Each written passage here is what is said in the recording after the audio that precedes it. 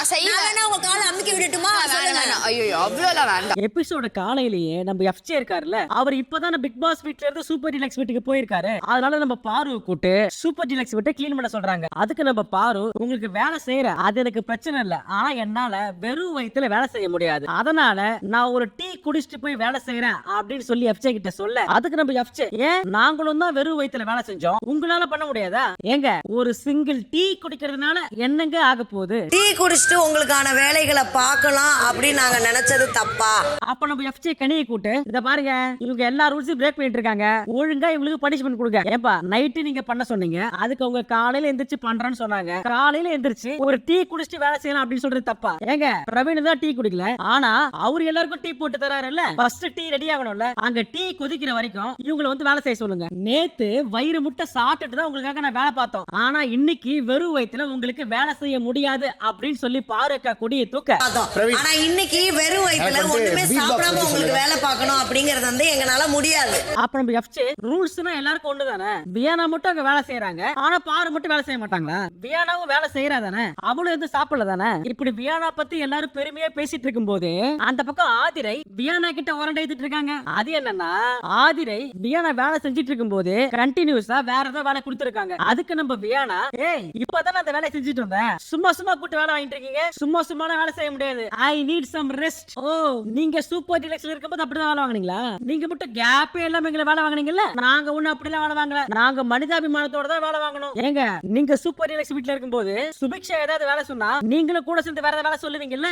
ஏங்க நான் வேலை செய்ய மாட்டேன்னு சொல்லல, எனக்கு கொஞ்சம் டைம் கொடுங்க. டைமா? ஏங்க நேத்துல இருந்து இதே சொல்லிட்டு இருக்கீங்க, ஏய் நான் வேலை செஞ்சேன் எனக்கு கால் வலிக்குது. ஓ கால் வலிக்குதா, நான் வேணா உங்க கால் அமுக்கி விட்டுமா? அதுக்கு நம்ம வேணாம், ஐயோ அவ்வளோ நீங்க எனக்கு பண்ண வேண்டாம், ரெஸ்ட் எடுத்துட்டு நானே வந்து வேலை செய்வேன். ஓகே எனக்கு கால் வலிக்குது, நான் செய்வேன். உங்க காலை அமுக்கி விடட்டுமா?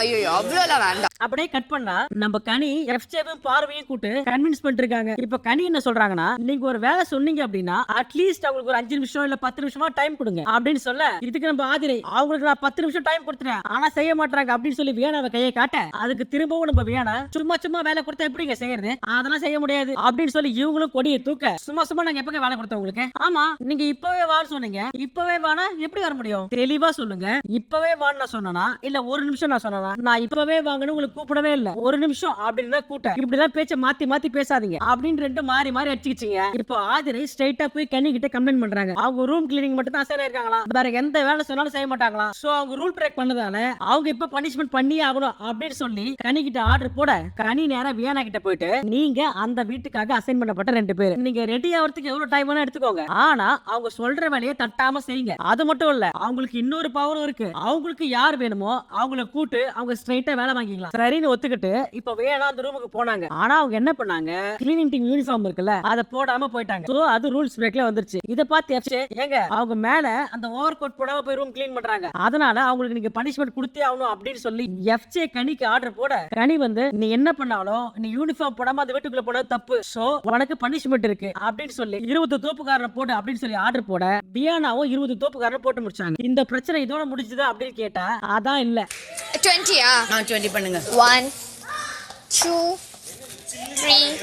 இப்போ வியானா எஃப்ஜே ஓட Dress எல்லாம் எடுத்து வச்சிட்டு இருக்காங்க. அப்ப சுபிக்ஷா உள்ள போய், வியானா என்னோட பெட்ஷீட்டை மடிச்சு வைங்க அப்படின்னு சொல்லி வியானா கிட்ட கேட்க, அதுக்கு வியானா, எனக்கு எஃப்ஜே ஒரு வேலை சொல்லிருக்காரு, நான் அந்த வேலையை தான் ஃபர்ஸ்ட் பண்ணுவேன், எனக்கு என்ன 10 கை 10 காலா இருக்கு, எனக்கு இருக்கிறது 2 கை 2 கால் தான், என்னால ஏதாவது ஒரு வேலை தான் செய்ய முடியும் அப்படின்னு சொல்லி வியானா சொல்ல, அதுக்கு நம்ம எஃப்ஜே, நான் கொடுத்த வேலையை அப்புறம் பண்ணுங்க, சுபிக்ஷா சொல்றாங்கல்ல அந்த வேலையை போய் செய்யுங்க அப்படின்னு சொன்ன உடனே, அதெல்லாம் முடியாது, எஃப்ஜே சொன்ன வேலையை தான் நான் பண்ணுவேன் அப்படின்னு சொல்லி வியானா சொல்ல, எஃப்ஜே உள்ள வந்து, அதெல்லாம் தேவையில்ல இப்போதைக்கு நான் மடிச்சுக்கிறேன், நீ அந்த வேலையை போய் செய்ய. அப்படியா? அதுக்கப்புறமா கூப்பிட்டு அந்த வேலையை நீங்க பண்ண சொன்னீங்கன்னா நான் பண்ண மாட்டேன். இல்ல பண்ண மாட்டீங்களா? ஏங்க நீங்க 2 வேலையை செய்யணும், முதல்ல சுபிக்ஷாவோட வேலையை செய்யுங்க, அதுக்கப்புறம் நான் சொன்ன வேலையை செய்யுங்க அப்படின்னு சொல்லி எஃப்ஜே ஆர்டர் போட, ஏங்க கேம புரிஞ்சுக்கிட்டு விளையாடுங்க, வீம்புக்கு நீங்க பண்ணீங்கன்னா அதுக்கு என்னால ஒண்ணும் பண்ண முடியாது. இப்போ வியானா நேரா கனி கிட்ட போயிட்டு, தல எனக்கு 2 கை 2 கால் தான் இருக்கு, 10 கை 10 கால் இல்ல, ஏதாவது ஒரு வேலை தான் செய்ய முடியும், இந்த வீட்டுல இன்னொருத்தங்க இருக்காங்கல்ல பாரு, அவங்க கிட்ட பாதி வேலையை கொடுங்க. அதுக்கு நம்ம எஃப்ஜே, அவங்க குளிச்சிட்டு இருக்காங்க, குளிச்சிட்டு வந்ததை அவங்க செய்வாங்க, இப்போ நீங்க செய்யுங்க அப்படின்னு சொல்லி சொல்ல, அதெல்லாம் அதெல்லாம் எனக்கு தெரியாது நான் பண்ண மாட்டேன் அப்படின்னு சொல்லிட்டு அதெல்லாம் எனக்கு தெரியாது நான் பண்ண மாட்டேன் அப்படின்னு சொல்லிட்டு வியானா அந்த இடத்த விட்டு போயிட்டாங்க. எனக்கு 2 கை 2 கால் தான் இருக்கு. எனக்கு 10 கை 10 கால் இல்ல. இப்ப நம்ம பஞ்சாயத்து தலைவி கனி உள்ள வந்து ஏங்க இத முடிச்சிட்டு அதை பண்ணுங்க பண்ண மாட்டேன்னு சொன்னா என்ன அர்த்தம்? ஏங்க நீங்க செஞ்ச அதே விஷயத்த உங்களுக்கு திருப்பி செய்யும் போது ஏன் ஒத்துக்க மாட்டேங்கிறீங்க? 2 வாரம் இதே தான் நீங்க பண்ணுங்க. ஆனா அதே உங்களுக்கு திரும்ப வரும்போது உங்களுக்கு வலிக்குது உங்களுக்கு குத்துதா? It's my wish to do. அவங்களுக்கு வேலை வாங்குறது அவங்க வேலை. அது அவங்க எப்படி கிட்ட வாங்குறாங்க அப்படின்றது அவங்க தேவை. they can't force me. அவங்க வேலை வாங்குற விதம்னு ஒண்ணு இருக்கு. அத கொஞ்சம் மரியாதையா சொல்லணும். புரியுதா? ஏங்க நான் யூனிஃபார்ம் போடல அப்படின்னு சொல்லி நீங்க பனிஷ்மென்ட் கொடுத்தீங்க நான் செஞ்சேன். ஆனா இந்த மாதிரி இவங்க ஆர்டர் போடுறது இவங்க வேலை சொல்லி மிரட்டுறது இதுக்கெல்லாம் நீங்க பனிஷ்மென்ட் கொடுத்தீங்கன்னா என்னால செய்ய முடியாது. அதையும் மீறி பிக் பாஸ் ஏதாவது சொன்னாருன்னா நான் பண்றேன். ஏங்க பிக் பாஸ் வந்து எல்லாருக்கும் சொல்லிட்டு இருக்க மாட்டாரு. எதுக்கு வீட்டு தலைன்னு சொல்லி என்ன உட்கார வச்சிருக்காங்க. இங்க நான் தான் ஆர்டர் போடுவேன். அதுக்கு ஆதிரையும் கனியும் என்ன சொன்னாலும் வியானா கன்வின்ஸ் ஆகிற மாதிரி தெரியல. அடுத்து கதை சொல்லும் நேரம். இப்போ பாரு தன்னோட கதையை சொல்றாங்க. அவங்க என்ன சொன்னாங்கன்னா நான் தான் எங்க வீட்டுல கடைசி புள்ள செல்ல புள்ள மதுரையில் பிறந்த சுதர தமிழ் பெண். எங்க அம்மாவுக்கு 40 வயசு இருக்கும் போதுதான் நான் பிறந்தேன். எங்க வீட்டுல எல்லாருமே லா படிச்சாங்க. ஆனா நான் மட்டும் தான் வீட்டுல சண்டை போட்டுட்டு வந்து ஜேர்னலிசம் படிச்சேன். எங்க வீட்டுல எங்க அப்பா தான் ஆலமரம் மாதிரி இருந்தாரு. ஆனா நான் காலேஜ் ஃபர்ஸ்ட் இயர் படிக்கும் போது அவர் இறந்துட்டாரு. எனக்கு எங்க அப்பாவோட லவ் கிடைச்சதே இல்ல. அந்த லவ்வுக்காக நான் ரொம்ப ஏங்கினேன். எங்க அப்பாவோட அன்பை என்கிட்ட காதல்னு சொல்லி வர ஆண்கள் கிட்ட நான் எதிர்பார்த்தேன். பட் எண்ட் ஆஃப் த டே நானும் கமிட்மெண்ட்லாம் கொடுக்க மாட்டேன். அது வேற விஷயம். ஆனா அந்த அன்பை நான் தவறான இடத்துல தேடி இருக்கேன். நான் 12th படிக்கிறப்போ எங்க அம்மாவுக்கு ஒரு 55 வயசு இருக்கும். நான் ஸ்கூல்ல கூட்டு போய் இவங்க தான் எங்க அம்மா அப்படின்னு சொல்றதுக்கு ரொம்ப அசிங்கப்படுவேன். ஏன்னா அவங்க ரொம்ப வயசான மாதிரி இருப்பாங்க. அப்ப நான் எல்லார்கிட்டயும் இவங்க என் அம்மா இல்ல என்னோட பெரியம்மா என்னோட ஆச்சி அப்படின்னு சொல்லி என் ஃப்ரெண்ட்ஸ் கிட்ட எல்லாம் போய் சொல்லுவேன். ஆனா ஒரு கட்டத்துல தான் எங்க அம்மா பத்தி எனக்கு தெரிய வந்தது. எங்க குடும்பம் ஒரு கூட்டு குடும்பம். எங்க அம்மா எங்க அப்பா இறந்ததுக்கு அப்புறம் தான் வேலைக்கு போனாதான் தன் குடும்பத்தை காப்பாற்ற முடியும் அப்படின்றதுக்காக அந்த வயசுலயும் எங்க எல்லாருக்காகவும் தனியா நின்று போராடின ஒரு பெண்மணி தான் எங்க அம்மா. எங்க அம்மா என்ன சுதந்திரமா வளர்த்ததுனாலதான் இந்த அளவுக்கு நான் இவ்வளவு போல்டா இருக்கேன் தைரியமா இருக்கேன். இது எல்லாத்துக்குமே காரணம் எங்க அம்மா தான் அப்படின்னு சொல்லி தன்னுடைய கதையை முடிச்சாங்க பாரு. அடுத்ததாக கதை சொல்ல வந்தது பிரவீன். இவர் என்ன சொன்னாருன்னா நான் இந்த உலகத்துல ஒரு மனுஷன் என்னெல்லாம் பார்க்க முடியுமோ அது எல்லாத்தையும் பார்த்துட்டு வந்த ஒரு மனுஷன். எங்க அப்பாவும் சித்தப்பாவும் சேர்ந்து சம்பாரிச்ச பணத்தை வச்சு எங்க அப்பாவும் அம்மாவும் சேர்ந்து ஒரு சீட்டு கம்பெனி ஆரம்பிச்சாங்க. அதுல நாங்க ஆரம்பிச்ச சீட்டு கம்பெனில ஒரு சீட் ஆயிடுச்சு. சோ அதனால எங்க குடும்பம் நடுத்தெருவுக்கு வந்துச்சு. நான்லாம் தீபாவளி அப்போ ஒரு காலத்துல ஏகப்பட்ட பட்டாசு வெடிச்சேன். என்கிட்ட பட்டாசு மூட்டை மூட்டையே இருக்கும். பட்டாசு எப்படி வெடிக்கிறதுன்னு தெரியாம ஒரு சரத்தை வச்சு அது மேல எல்லா பட்டாசையும் கொளுத்தி அதை கொளுத்தி விடுவேன். அந்த அளவுக்கு பட்டாசு வெடிச்சு என் வாழ்க்கையில. ஆனா அடுத்த வருஷமே எங்க குடும்ப சூழ்நிலையால ₹1 பட்டாசுக்கு கையேந்தி நிக்கிற நிலைமை வந்துச்சு. உங்களில் யார் அடுத்த விஜய் ஸ்டார் அப்படின்ற போட்டியில பங்கெடுத்து அதுல டைட்டிலும் அடிச்சேன். நெக்ஸ்ட் என்ன ரொம்ப லவ் பண்ண ஒரு ஜீவன் யாருன்னா என் மனைவி ஐஸ்வர்யா. ஆரம்பத்துல அவள் எனக்கு சுத்தமா பிடிக்காது. அவ ரொம்ப சாஃப்ட், எல்லாத்துக்குமே அழுதுட்டே இருப்பா. நான் ரொம்ப வெறுத்த அவளை. நான் ஒரு சந்தேக மிருகம். எந்த அளவுக்கு சந்தேக மிருகம்னா என் பொண்டாட்டி போன் எடுத்து அவளோட ப்ரௌசிங் ஹிஸ்டரி செக் பண்றது, அவ கால் பேசி இருந்தா எத்தனை நிமிஷம் கால் பேசியிருக்கா, 30 செகண்டா 10 செகண்டா இல்ல 1 நிமிஷமா 5 நிமிஷமா அப்படின்னு சொல்லி எல்லாத்தையும் ஆராய்வேன். அந்த அளவுக்கு கொடூரமான ஒரு சந்தேகம் மிருகம் நான். ஆனா என் பொண்டாட்டி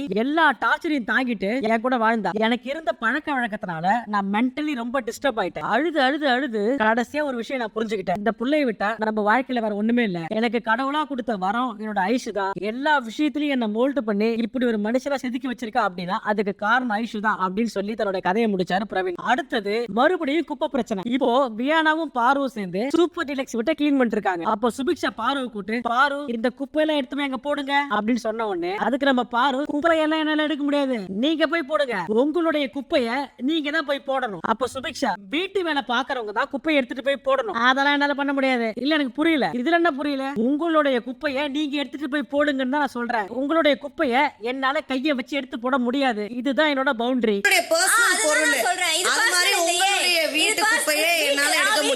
அப்ப நம்ம ஆதரை உள்ள போந்து ஏங்க இப்ப என்னோட செருப்படுத்து வைக்க சொல்றேன்னா அது என்னோட பர்சனல், அதை நான் பண்ணிக்கிறேன். ஆனா குப்பை எடுத்து போடுறது உங்களுடைய வேலை, நீங்க தான் எடுத்து போடணும். உங்க வீட்டு குப்பைய என்னால எடுக்க முடியாது. ஏங்க வீட்டு வேலை செய்யத்தானே நீங்க இங்க இருக்கீங்க, அப்புறம் செய்ய மாட்டேன்னா? வீட்டு வேலை செய்யறவங்களா இருந்தாலும் அவங்க வீட்டுல இருக்கிற குப்பைய அந்த வீட்டுல இருக்கிற நபர்கள் தான் வந்து கவரை சுத்தி தூக்கி போடுவாங்க. ஆக்சுவலா பாரு என்ன சொல்றாங்கன்னா நான் பெருக்கிறேன் தொடக்கிறேன் எல்லாமே பண்றேன், ஆனா கூட்டி வச்ச குப்பைய நீங்க தான் மடிச்சு எடுத்துட்டு போய் குப்பையில போடணும். உங்க குப்பையெல்லாம் என்னால கையை வச்சு அள்ளி போட முடியாது அப்படின்னு சொல்லி பாரு கட் அண்ட் ரைட்டா இருக்காங்க. சரி ஓகே, அப்ப நான் எல்லாத்தையும் எடுத்து கவர்ல போட்டு மடிச்சு வச்சிட்டா நீங்க எடுத்துட்டு போய் போடுவீங்களா? அதெல்லாம் முடியாது. நீங்க தான் கவர்ல எடுத்து போடணும், நீங்க தான் கொண்டு போய் குப்பை தொட்டிலையும் போடணும். உங்க குப்பையை என்னால கையில எடுக்க முடியாது. ஏங்க விக்ரம் எல்லாம் பண்ணாருல்ல, நீங்க மட்டும் ஏன் பண்ண மாட்டீங்க? ஏப்பா இந்த வீட்டுல எல்லாமே இப்படிதான் நடக்குது. இந்த வீட்டுல ஒரு 10 பேர் ஒரு விஷயத்த பண்றாங்க அப்படின்னா ஒருத்தர் மட்டும் பண்ண மாட்டாரு சொன்னா அவரு கெட்டவள் ஆயிடுறாரு. இப்போ ஆதிரை பாரு கிட்ட இருந்து டைவர்ட் பண்ணி வியானா கிட்ட போனாங்க. அப்ப ஆதிரை வியானா பார்த்து இந்த பாருங்க இங்க குப்பை நிறைய இருக்கு, ஒழுங்கா கிளீன் பண்ணுங்க. நீங்க பிடிக்கிற மாதிரி பிடிச்சி தொடர்ந்து கிளீன் பண்ணா அந்த குப்பை போவாது. ஒழுங்கா பிடிச்சி ஒழுங்கா கிளீன் பண்ணுங்க. ஏங்க குப்பை மட்டும் தாங்க பெருக்க முடியும். இந்த செவுத்துல இருந்து ஜிகினா கொட்டுது, அந்த ஜிகினாவால நல்லா பெருக்க முடியாது. இப்படி 3 பேர் மாறி மாறி சண்டை போட இந்த ஜிகினா எல்லாம் என்னால இப்படி 3 பேர் மாறி மாறி சண்டை போட்டுக்க. அங்க இருந்து நம்ம வீட்டுல கனி இந்த பிரச்சனைக்குள்ள மூக்க நுழைக்கிறாங்க. ஏமா பாரு, உனக்கு என்னமா பிரச்சனை? இந்த குப்பையை எடுத்து போட மாட்டியா? ஏங்க விக்ரம் பண்றாரு, நீங்க பண்ணுங்கன்னு சொல்றாங்க. விக்ரம் பண்ணதால என்னால பண்ண முடியாதுங்க. ஏங்க விக்ரம் பண்ணதால உங்களை பண்ண சொல்லல, விக்ரம் பண்ணவே இல்லைன்னா கூட நீங்க இதை பண்ணிதான் ஆகணும். ஏங்க இது பேசிக் திங்ஸ்ங்க. இது சூப்பர் டிலக்ஸ் வீட்ல இருந்தாலும் ஒரு தனி நபர் குப்பையை ஒரு தனி நபர் தான் எடுத்து கட்டி குப்பையில போடணும். மத்தபடி வீடு கிளீன் பண்றதெல்லாம் நான் பண்றேன். ஆனா ஒரு தனி நபர் குப்பையை என் கையை வச்சு நான் எடுக்க மாட்டேன் அப்படின்றத அக்கா திரும்ப திரும்ப சொல்லிட்டு இருக்காங்க. இந்த குப்பை பிரச்சனை போகுது, பேசுறாங்க ஒரு தீர்வே வந்த பாடு இல்ல. இதுக்கு நடுவுல ஆதிரை வியானா பார்த்து ஒழுங்கு காட்ட, பதிலுக்கு வியானாவும் ஆதிரையை பார்த்து ஒழுங்கு காட்ட பிரச்சனை பீக்ல போயிட்டு இருக்கு. ஐயோ உங்ககிட்ட அட்டிட்யூட் இல்லையா? அம்மம்மா ஐச்சோ. இந்த பிரச்சனை போயிட்டு இருக்கும் போதே கனி அக்கா ஒரு சில அட்வைஸ் எல்லாம் கொடுக்குறாங்க. ஏங்க நீங்க பெருக்கிற மாதிரி பெருக்கணும், குப்பை போவாதுங்க. நான் சொல்ற மாதிரி குனிஞ்சி நிமிந்து பெருக்குங்க. ஏங்க எங்களால வேலை தான் செய்ய முடியும், நீங்க சொல்ற மாதிரிலாம் குனிஞ்சி நிமிந்து பெருக்க முடியாது. நீங்க நல்லா சமைப்பீங்க, உங்களை மாதிரி என்னை சமைக்க சொன்னா என்னால முடியுமா? எல்லாருக்கும் ஒரு தனித்தனி திறமை இருக்கு. யாரும் ஒரு விஷயத்தை எப்படி பண்ணுவாங்களோ அப்படிதான் பண்ணுவாங்க. அதை இப்படிதான் பண்ணும், இப்படிதான் பண்ணும் அப்படின்னு சொல்லிட்டு ரூல்ஸ் எல்லாம் போடாதீங்க. இப்ப நம்ம பஞ்சாயத்து தலைவி கடும் கோவத்துக்கு போய் கோவத்தின் உச்சகட்டத்துல இது வரைக்கும் செஞ்சுட்டு வந்த வேலையை நீங்க அதே மாதிரியே செய்யல அப்படின்னா நீங்க இந்த வீட்டுல எந்த வேலையும் செய்ய தேவையில்ல. நீங்க இனிமே இந்த வீட்டுல எந்த வேலையும் செய்யக்கூடாது. இது இந்த தலைவியோட உத்தரவு. இதுக்காக என்ன விளைவுகள் வந்தாலும் நான் பாத்துக்கிறேன். நீங்க எந்த வேலையும் செய்ய வேணாம் இந்த வாரம் முழுக்க. இது நான் சொல்றேன், தலையா நான் எடுக்கிற முடிவு. அப்ப நம்ம ரம்யாஜி உள்ள போந்து, ஏமா பாரு, இதே பெருக்கிற வேலைக்கு நீ முன்னாடியே வந்தியா? எல்லாரும் உன்னை கவர்ல எடுத்து போட சொன்னாங்களா? அப்ப நீ பட்ட மாட்டேன்னு சொல்லிட்டு எடுத்து போயிட்டியா? அதுக்கப்புறம் கலை இங்க வந்து கிளீன் பண்ணிருக்கா, அதுக்கப்புறம் விக்ரம் இங்க வந்து கிளீன் பண்ணிருக்காரு. எல்லாருமே கவரை கையில எடுத்துட்டு போய் போட்டவங்க தான். ஏமா அது அவங்களுடைய விருப்பமா, இது என்னுடைய ஒப்பீனியன். அவங்க பண்ணாங்கன்றதுக்காக என்னால பண்ண முடியாது. இப்போ நீ இந்த வேலையை செய்யல அப்படின்னா இந்த ரூம்ல இருக்கிற நாங்க எல்லாருமே இனிமே சாப்பிட மாட்டோம் அப்படின்னு சொல்லி ரம்யா சொல்ல, உடனே எல்லாரும் சாப்பாட்டுக்கு வந்துருவாங்க. சாப்பாட்டுக்கு வந்து அதுக்கு காரணம் பாருதான், அதனாலதான் நாங்க சாப்பிடல.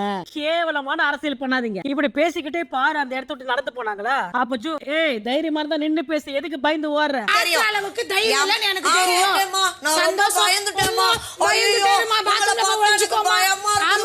பாருமா, நான் சொல்றத நல்லா கேளு. ரூல்ஸ் உங்களுக்காக போடல. இங்க எப்படி பெருக்கணும், எப்படி அடுக்கணும் அப்படின்றது இன்னைக்கு போடல. Day 1ல இருந்து போடப்பட்ட ரூல்ஸ். அத 20 பேர் ஃபாலோ பண்றாங்க. இந்த ரூல்ஸ் எனக்கு பிடிக்கல, நான் இப்ப அதை மாத்துவா அப்படின்னு சொல்றது ரொம்ப ரொம்ப தப்பு. ஏங்க 20 பேர் பண்றாங்கன்னா ஒரு 2-3 பேர் அதை பண்ணல அப்படின்னா நீங்க ஏன் அந்த 2-3 பேரோட கருத்தை எடுத்துக்க மாட்டேங்கிறீங்க? இதை இவ்வளவு நேரமா சைடுல இருந்து பார்த்தா நம்ம எஃப்சே புது விதமான ஒரு கருத்தை உள்ள வைக்கிறாரு. அது என்னன்னா, ஏங்க அன்னைக்கு பிக் பாஸ் டின்னருக்கு கூட்டாரு. அன்னைக்கு நாங்க ட்ரெஸ் எல்லாம் பண்ணிட்டோம், இந்த பாத்திரத்தை மட்டும் கழுவி கொடுங்க அப்படின்னு சொன்னதுக்கு சுபிக்ஷா என்ன சொன்னாங்க? பாத்திரத்தை கழுவுனா ரூல் பிரேக் அப்படின்னு சொல்லி சொன்னாங்கல்ல. இப்ப நான் சொல்றேன், இப்ப நாங்க குப்பையை எடுத்து போட்டு கட்டி வச்சாலும் அது எங்களுக்கு ரூல் பிரேக். நாங்க அதை பண்ண மாட்டோம். இப்ப பேச்சுவார்த்தையின் உச்சகட்டமா கனி என்ன சொல்றாங்க? ஏங்க அவங்க கட்டி வைக்க மாட்டாங்க, இதை எடுத்து போட்டு நீங்க கட்டி எடுத்துட்டு போவ உங்களுக்கு விருப்பமா இல்லையா? அப்ப நம்ம வேணும், எனக்கு கிளவுஸ் வேணும். இதை கேட்ட நம்ம பாருவோம், இது நல்லா இருக்கு, அப்ப கிளவுஸ் கொடுங்க, நாங்க பண்றோம். ஏங்க இதுக்காக இவ்வளவு பிரச்சனை பண்ணீங்க? கிளவுஸ் வேணும்னு முதல்ல கேட்டு இருந்தா நாங்க எடுத்து கொடுத்துருப்போம்ல, நீங்க முதல்ல கேட்கலையே. அப்புறம் ஃபைனலா கனி உள்ள போயிட்டு கிளவுஸ் எடுத்துட்டு வந்து கொடுக்க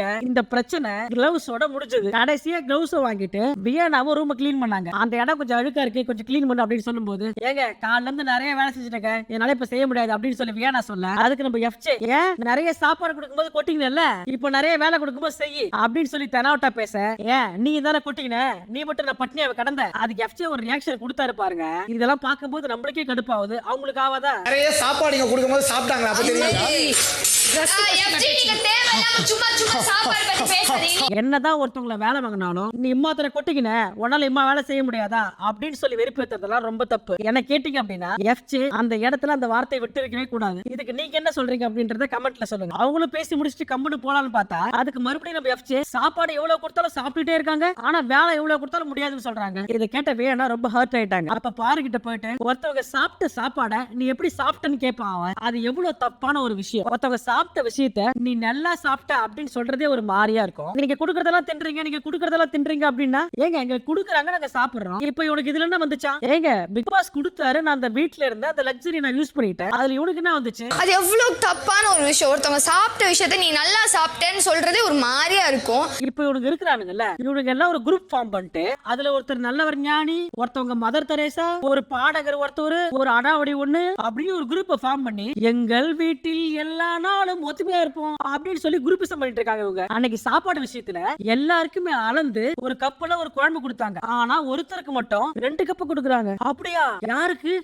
அத நான் உங்ககிட்ட சொல்ல மாட்டேன், சொல்ற வேண்டிய இடத்துல சொல்றேன். ஒரு குரூப் ஃபார்ம் பண்ணிட்டு அதுல ஒருத்தர் நல்லவர் ஞானி, ஒருத்தவங்க வந்து மதர் தெரேசா அம்மா, எங்கள் வீட்டில் என்ன ஆனாலும் ஒத்துமையா இருப்போம். அடுத்த டாஸ்க். இப்போ இந்த பிக் பாஸ் வீடு ஜூஸ் ஃபேக்டரியா மாற போகுது. அது என்னன்னா, ஜூஸ் ஃபேக்டரி ஓனராக ஒரு அணி இருக்க வேண்டும். அந்த ஜூஸ் ஃபேக்டரி ஓனர் என்ன செய்யணும்னா, அவங்க ரெடி பண்ற ஜூஸ பிக் பாஸ்க்கு எக்ஸ்போர்ட் பண்ணணும். இப்ப இந்த ஜூஸ் செய்யறதுக்கு பாட்டில் வேணும்ல, இப்போ கன்வேயர்ல நிறைய பாட்டில் எல்லாம் வரும். அந்த பாட்டில் எல்லாத்தையுமே கலெக்ட் பண்ணி அதை வாஷ் பண்ணி கிளீன் பண்ணி கொண்டு போயிட்டு ஜூஸ் ஃபேக்டரி ஓனர் கிட்ட கொடுக்கணும். இப்போ ஓனர் என்ன பண்ணணும்னா, அவங்க கிளீன் பண்ணி கொடுக்குற பாட்டிலை வாங்கி அதுக்குள்ள ஜூஸ ஊத்தி அதை கொண்டு போயிட்டு குவாலிட்டி செக்கிங் டீம் கிட்ட கொடுக்கணும். இப்போ இந்த குவாலிட்டி செக்கர் என்ன பண்ணலாம்னா, அந்த ஜூஸ் அப்ரூவ் பண்ணலாம், அது நல்லா இல்ல அப்படின்னா அதை ரிஜெக்டும் பண்ணலாம். அப்புறம் பாட்டில் பேக்கெட் செய்யற விதம், அந்த ஹைஜீன், ஜூஸ் உடைய கலர், டேஸ்ட், இது எல்லாத்தையுமே வச்சு அதை அப்ரூவ் பண்ணலாம், அப்படி இல்லைன்னா ரிஜெக்ட் பண்ணலாம். அப்படி அந்த குவாலிட்டி செக்கர் அப்ரூவ் பண்ண பாட்டில் எடுத்துக்கிட்டு ஹவுஸ் ஓனர் கொண்டு போயிட்டு கன்ஃபெஷன் ரூம்ல பிக் பாஸ் கிட்ட கொடுக்கணும். இப்போ பிக் பாஸ் அந்த பாட்டிலை வாங்கிட்டு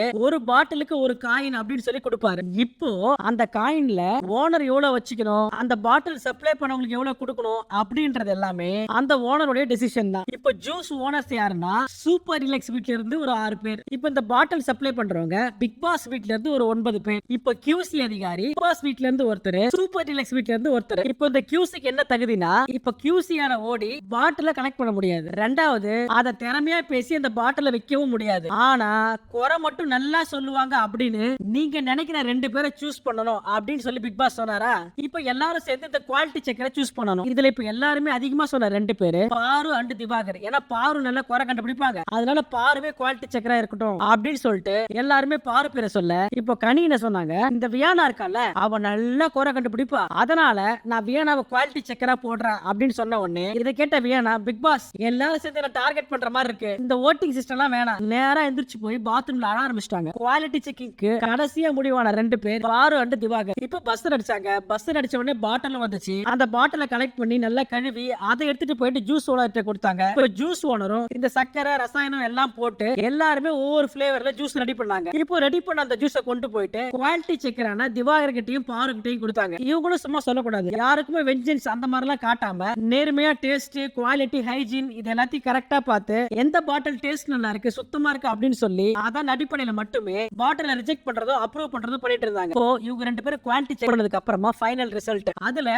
ரம்யா கொடுத்த 10ல 2 அப்ரூவ்டு, மீதி 8 ரிஜெக்ட். அடுத்து ஆதிரைக்கு 2 அப்ரூவ்டு, 6 ரிஜெக்ட். அடுத்து சபரிக்கு 9 ரிஜெக்டட், 1 அப்ரூவ்டு. அடுத்து சுபிக்ஷா அவங்க கொடுத்த 6 பாட்டில்ல 5 ரிஜெக்டட், 1 மட்டும் செலக்ட். அப்புறம் நம்ம எஃப்ஜே கொடுத்த 3மே ரிஜெக்ட். அதுக்கு காரணம் கேட்டா அதுல டேஸ்டும் இல்ல ஸ்மெல்லும் இல்ல அப்படின்னு சொல்லி 2 அப்படின்னு சொல்லி 3 தூக்கி குப்பையில போட்டாங்க நம்ம குவாலிட்டி செக்கிங் டீம். அடுத்து நம்ம வினோத்தை கூப்பிட்டு, ஏப்பா நீ கொடுத்தல அதுல எல்லாமே பாட்டில் டேமேஜ், ஜூஸ் உள்ள நிறைய அழுக்கு இருக்கு, அதனால நீ கொடுத்த எல்லாமே ரிஜெக்டட் அப்படின்னு சொல்லி மொத்தமா முடிச்சு விட்டாங்க. இப்போ அப்ரூவ் ஆன பாட்டில் எடுத்துட்டு போயிட்டு கன்ஃபெஷன் ரூம்ல பிக் பாஸ் கிட்ட கொடுத்தாங்க ஹவுஸ்மேட்ஸ். அதுக்கு நம்ம பிக் பாஸ் எத்தனை பாட்டில் அப்ரூவ் ஆச்சோ அத்தனை பாட்டிலுக்கு ஒரு காயின் தனித்தனியே கொடுத்தாரு. இப்போ பிக் பாஸ் என்ன சொன்னாருன்னா, இந்த காயினை நீங்க எடுத்துட்டு போய் வீட்டுல கொடுக்க போறீங்களா இல்ல நீங்களே வச்சுக்க போறீங்களா அப்படின்னு கேட்கும்போது, இல்ல நாங்க யாரும் கொடுக்கல அப்படின்னு சொல்லிட்டு எல்லா காயினுமே அவங்க பேர் போட்ட பொட்டியில போட்டுட்டு வீட்டை விட்டு வெளியே போயிட்டாங்க. ஃபேக்டரி டாஸ்க் தற்காலிகமாக நிறுத்தப்பட்டிருக்கு. இது மறுபடியும் நாளைக்கு காலைல கண்டினியூ ஆகும். இதோட இந்த எபிசோட் முடிஞ்சது. இந்த பிக் பாஸ் ரிவ்யூ நீங்க கேட்கும்போது தேவையில்லாத கண்டென்ட்லாம் உள்ள போட்டு